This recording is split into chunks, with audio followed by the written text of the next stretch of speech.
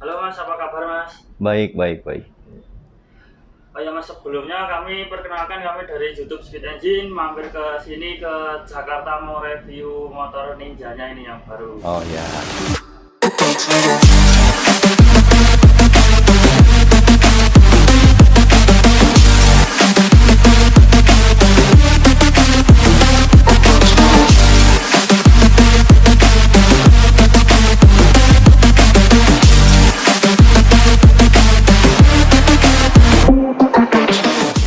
Sebelumnya namanya siapa ini Mas?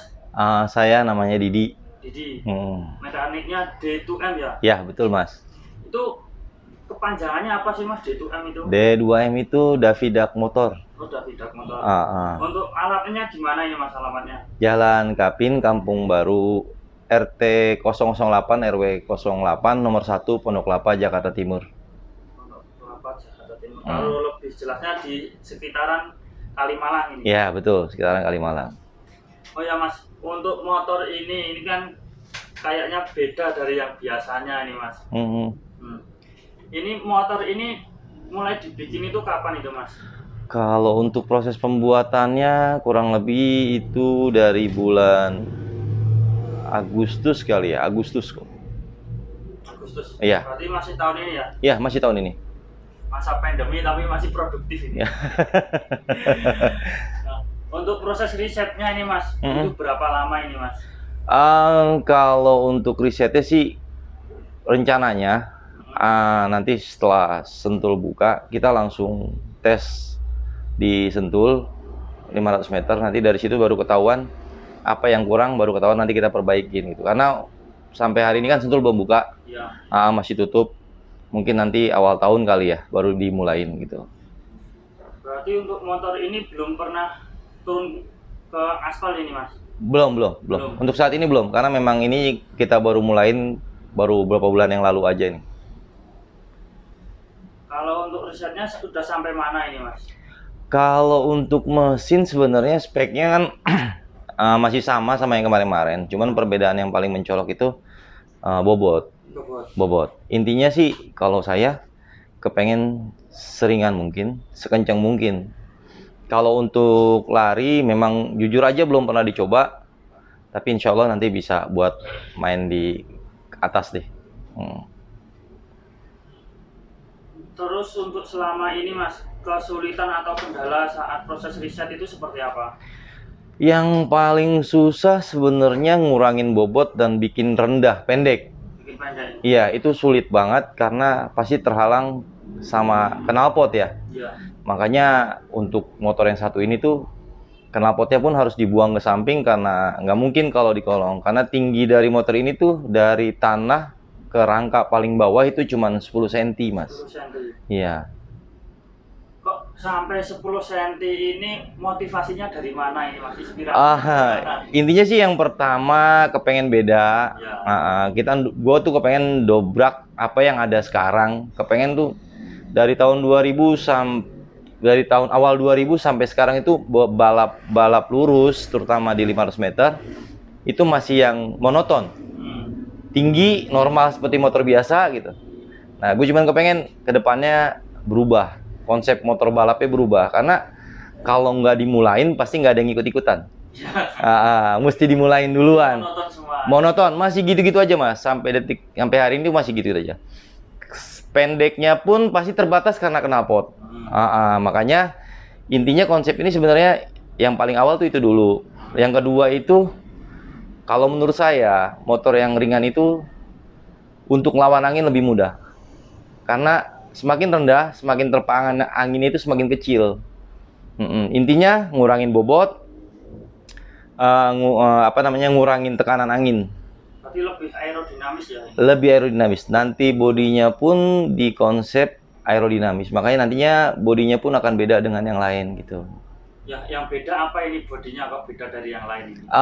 Kalau diperhatiin nanti ya, orang bikin fairing itu selalu buang angin ke atas. Tapi nanti kalau diperhatiin bodi saya buang angin itu ke samping, Mas. Iya. Itu satu. Terus yang ke bawah.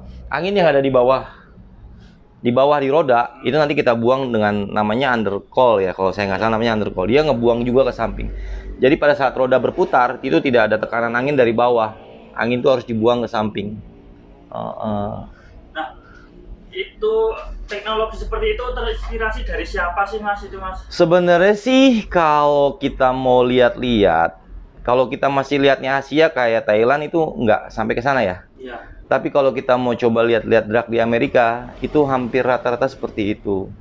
Hampir rata-rata itu motor-motor drag mereka, semua ada fairing, semua ngebuang angin gitu ya. Sama mereka semua pasti pendek, nggak mungkin tinggi. Gitu. Apalagi yang super nitro tuh, kalau di Amerika tuh super nitro yang paling luar biasa lah. Motor kencang-kencang gitu. Iya, udah luar biasa itu.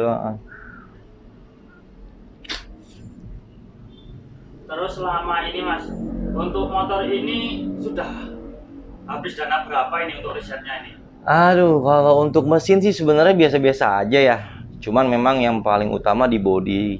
Di bodinya yang paling utama agak-agak sedikit ngejelimet karena harus ngerubah posisi yang biasa jadi yang nggak biasa ya. Itu agak sedikit ngejelimet. Jadi ada modifikasi di shock, ada modifikasi di knalpot gitu. Makanya agak sedikit ngejelimet dan butuh biaya yang agak besar. Contoh deh knalpot.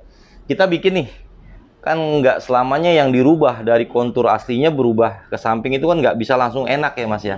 Pasti butuh riset, pasti butuh perubahan-perubahan lagi, bolak-balik kita ke tukang nangkep, coba lagi dan coba lagi. Kebetulan ini knalpot kita udah coba, kita nggak mau jalan memang, kita hanya di blayer di tempat. Nah, di blayer di tempat itu cuma mau cari tenaganya seperti apa. Nah makanya itu yang tadinya proses harus berubah lagi, coba lagi, rubah lagi, coba lagi. Itu agak ngejebet, dan itu makan biaya ya Mas ya. Makan biaya. Mungkin yang membengkak di situ sama di rangka. Rangka Mas, di rangka itu lumayan banyak karena kita harus merubah beberapa bagian, terutama sok belakang. Sok belakang kan saya kemarin coba cari yang ukurannya pendek, agak sulit ya. Akhirnya saya bongkar sendiri, saya potong sendiri, bawa ke tukang bubut sesuai dengan apa yang saya mau ukurannya gitu kan. Nah, tinggi segini gitu kan. Nah, ya kayak gini deh jadinya. Karena itu sok udah nggak bentuk aslinya gitu. Itu udah dirubah total gitu. Terus untuk rangka ini, rangka bikinan dari mana ya Mas? Aslinya rangka high-tech. Ini dijual bebas, dijual umum. Cuman memang saya melakukan rombakan sedikit buat biar bentuknya biar sampai seperti ini gitu. Rangkanya sih high-tech pastinya. Aneh, kelihatan aneh dari biasanya. Agak beda ya Mas ya. Kayak gini. Iya, agak beda. Yang dirubah itu mulai dari mana aja ini Mas? Kalau yang paling signifikan dirubah sebenarnya bagian belakang aja sih ya. Kalau untuk bagian depan saya sebenarnya mau ngerubah, cuman kebetulan nih kalau saya mau ngerubah bawa gitu ke tempat high-tech aslinya, saya takutnya dia nggak mau terima karena kan tadi saya bilang ya ibaratnya ini kan rangka umum yang udah jadi. Kalau mau aku perubahan, saya takutnya dia juga belum mau terima karena sebenarnya depannya saya mau lebih ekstrim dari ini sebenarnya. Cuman karena keterbatasan tempat, alat dan sebagainya, kita masih tetap pertahanin awal. Kalau belakang cuman aslinya tuh panjang, dipotong, bagian bawahnya itu pun dipotong lagi, baru disambung dilas lagi gitu. Terus sama kalau yang depan sih konsepnya sih udah ada. Nanti sok itu agak miring kepengennya. Itu kurang lebih sekitar 30 derajat lagi. Jadi ini posisi komstir akan dimiringin. Nah itu yang saya bilang tadi, saya mau ngerubah, masih takut nggak mau ngerjain atau dan sebagainya lah. Karena memang apa ya, boleh dibilang saya kan cuman pembeli rangka, tidak yang memang kita by order pesen sama dia, bukan gitu loh. Jadi yang udah jadi kita beli, kita modifikasi gitu. Intinya sih ini belum sampai titik yang saya inginkan. Untuk bagian bodi masih ada beberapa bagian yang akan saya rubah lagi nantinya gitu. Berarti ke depan masih banyak perubahan nih Mas di rangka ini? Masih banyak. Cuman untuk saat ini karena mengingat proses ya. Semakin banyak dirubah, semakin akan lama prosesnya ya. Ntar ujung-ujungnya mesinnya nggak disetting-setting. Makanya kepengennya ya untuk saat ini kita fokus dulu, kita pindah dari yang tadinya fokus ke rangka, kita pindah ke mesin sama bodinya nanti. Habis itu nanti kita balik lagi ke posisi rangkanya, kita rubah lagi gitu. Berarti ini juga masih nunggu tes di Sentul dulu? Iya, kita tes mesin dulu nantinya, tes mesin dulu. Kalau hasilnya sudah memuaskan, baru habis itu kita akan merubah posisi rangka lagi.